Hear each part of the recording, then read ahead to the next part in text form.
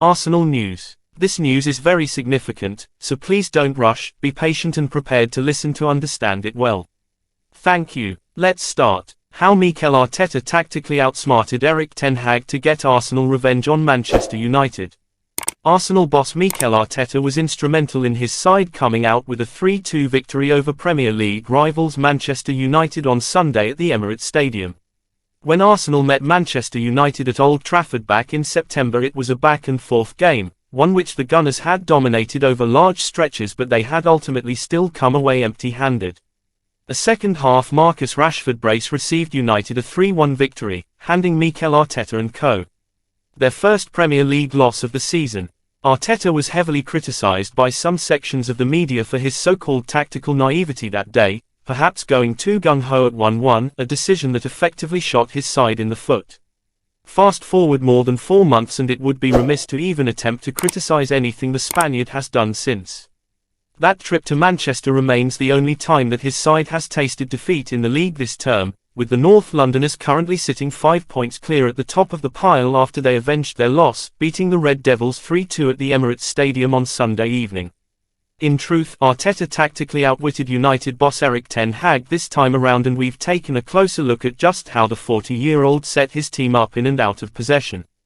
Pressing from the front. In the modern game, it is near impossible to be an elite side without an organised press, and as we have so often seen this season, Arsenal pressed frenetically during the opening exchanges on Sunday.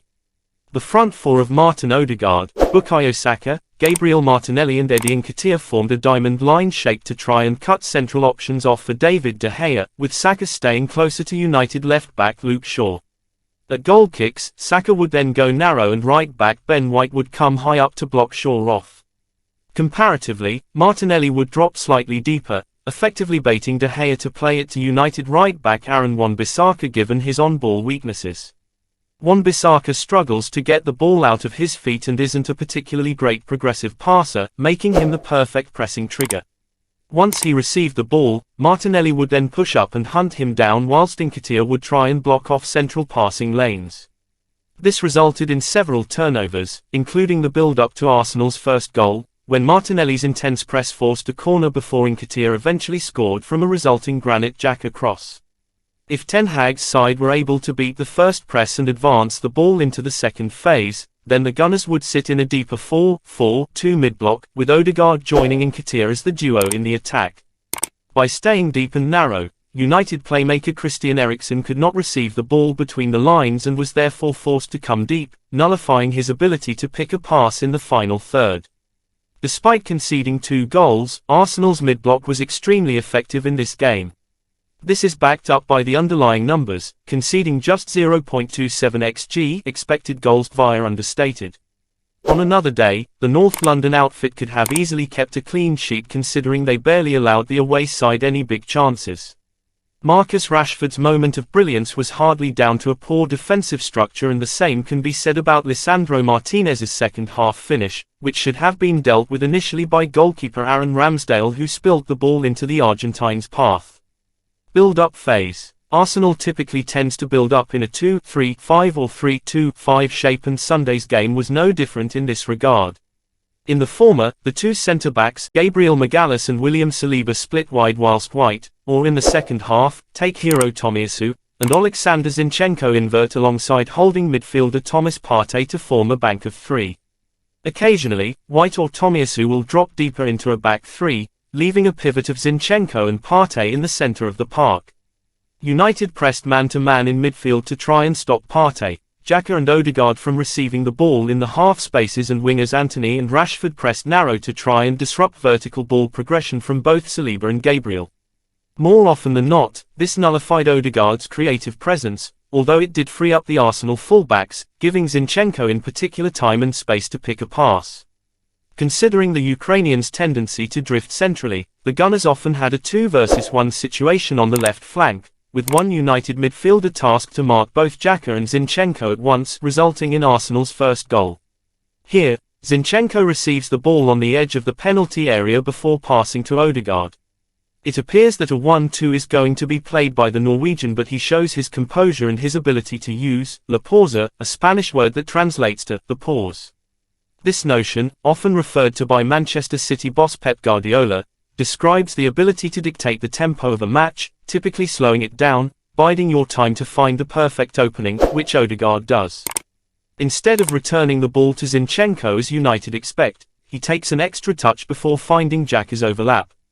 The Swiss captain then delivers an inch-perfect cross to Nketiah, who heads home after intelligently evading Wan-Bissaka at the back post. Second half dominance. Arsenal's superiority reared its head in the second half, constantly constructing overloads all over the pitch and consistently creating high-quality chances as illustrated by their impressive 2.9 xG. Ten Hag's aforementioned decision to deploy his wide men as inside forwards out of possession allowed Ramsdale to find Tomiyasu and Zinchenko with chip passes regularly in the second half. This, in turn, made it easier for the Gunners to find both Saka and Martinelli in the right and left half spaces respectively.